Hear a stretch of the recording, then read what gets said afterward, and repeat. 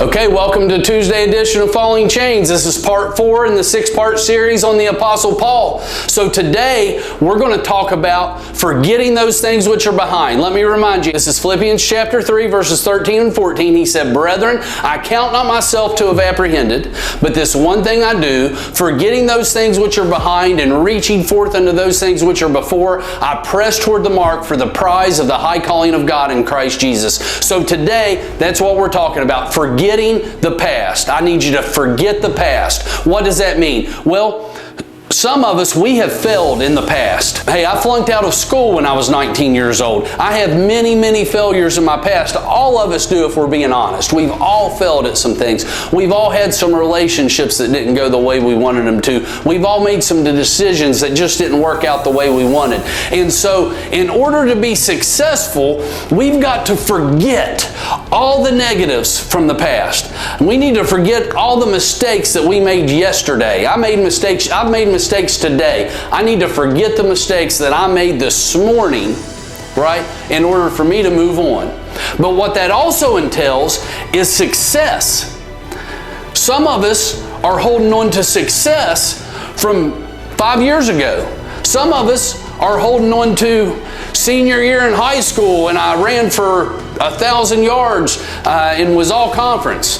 20 years later, you're still holding on to that. I need you to forget about that. The Apostle Paul said, look, if you're going to be successful, I need you to forget those things which are behind. And some of us have been deeply, deeply hurt.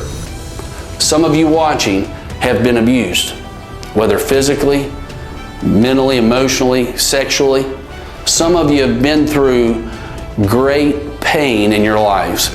And those situations, it can be so much more difficult to let go. It can be so much more difficult to forget those things which are behind. But I want to encourage you this, that it is still even more crucial many times that we're able to do that. I want to encourage you today that we need to let go of the past. And we can go through many different ways that we could do that, and everybody quit watching the video when we got to about the 40-minute mark. But as always, I want to encourage you, if you're suffering at home, if you've been through disappointment, if you've gone through some sort of abuse or just a difficult situation, maybe you're grieving the loss of a loved one and you're finding it hard to move on, I don't want to be flippant and say, look, you've just got to forget those things which are behind. I want to encourage you, reach out to us, inbox us on the page. I believe we have a call now button on our Facebook. Reach out to us. We will always, always be willing to come along beside of you and try to encourage you and help you in any way that we can.